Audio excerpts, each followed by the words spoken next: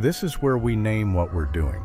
We're not just describing a house, we're stepping into history, into the real physical world of the most famous mother in human history. And in the doorway, backlit by the late afternoon sun, a teenage girl balances a water jar on her shoulder. Push down and turn This was slowly. home. Yes, like Not the this? home that's we right. Keep imagine when we picture the working. mother of Jesus. No distant glow, no marble floors, no halo. Just stone dust heat and the smell of last night's lentils still clinging to the air. This was Mary's house. We know what it looked like, and what they found changes everything. The embers Today must we're glow going evenly inside, like this not before into you a place the painting, dough. not into a Keep the legend, heat steady. into the I actual see. house where I a will girl named remember. Mary grew up 2,000 years ago. The house that archaeology dug up. The house that still has something to teach us. Let's go. Here we establish credibility.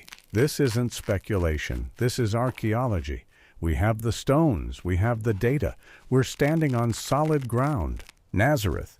Today it's a city of about 80,000 people. Busy, modern, traffic, Careful with the high water, rises. my friend. But underneath all of that, buried under 2,000 hear years the of boy calling the construction and goats rubble and again? history, piled on top of history, archaeologists have found the original village. In the 1950s, excavations began beneath what's now called the Church of the Annunciation. And what they found wasn't what anyone expected. Not a grand building, not even a complete structure, just fragments. Stone walls, a courtyard, the outline of rooms, the remains of a first-century house. Then in 2009, Yes, and the more grain residue is discoveries. still visible Across in the town, grooves. under what's now called the Sisters of Nazareth Convent, another dwelling. This one better preserved. The walls still standing, the storage niches still carved into the rock, and alongside the house's tools. Grinding stones made of basalt, ceramic jars for storing grain and water, even an olive press.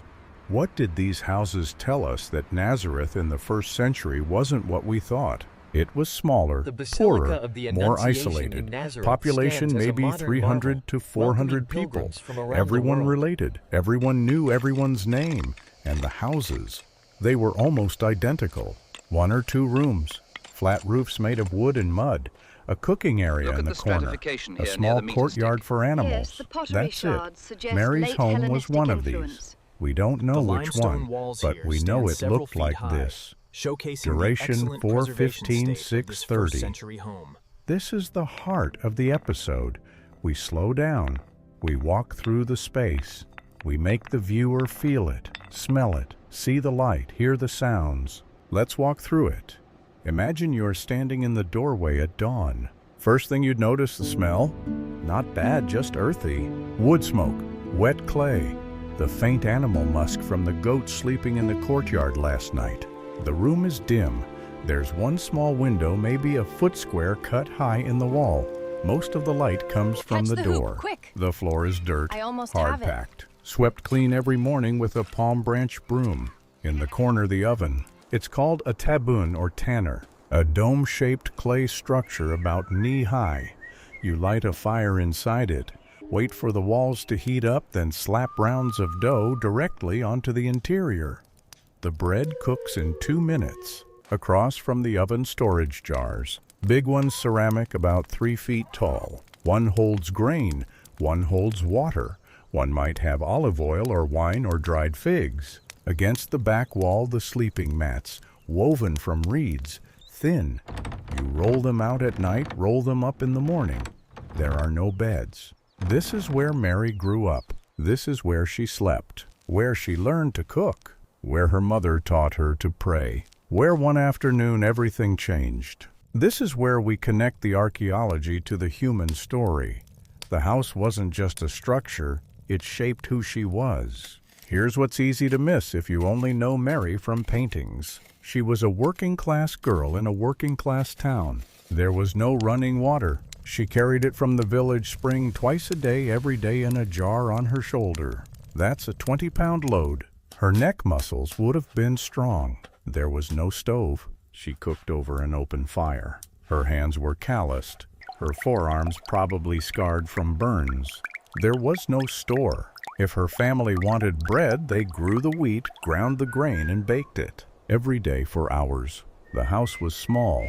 Privacy was a foreign concept. If her father coughed in the night, she heard it. If her mother cried, everyone knew. This is where we bring it home. The house wasn't just history, it's a mirror. What does it say to us today? And yet, in this house, in this tiny village that hardly anyone had heard of, in this room with dirt floors and one small window, a girl said yes to something that would echo for 2,000 years. Not because the house was special, but because she was ready. And sometimes the most important moments in history happen in the most ordinary rooms. You know what gets me? The paintings always get it wrong. They put Mary in flowing robes in palaces and rooms with soaring ceilings and sunlight streaming through stained glass, as if God only works in beautiful places, as if holiness needs good lighting. But the truth is simpler and somehow more comforting. Mary's home was small, plain, unremarkable, the kind of place you wouldn't look twice at if you walked past it. And God chose it anyway, which means maybe, just maybe, the place you're standing right now. The ordinary room you woke up in this morning. The house that feels too small and too plain and too far from anything important. Maybe that's exactly where something extraordinary can happen. Not when you move, not when you get the bigger house, the better job, the life that looks good in pictures. Right here, right now, in the room with the cracked walls and the floors that creak. Because if God walked into a dirt floor house in Nazareth and asked a teenage girl to change the world, then maybe the place you're standing isn't the problem. Maybe you've been waiting in exactly the right spot all along. Next episode, we're going to talk about something Mary did every single day of her young life. Something so ordinary you'd walk right past it. But it shaped her more than almost anything else. The songs, see you there.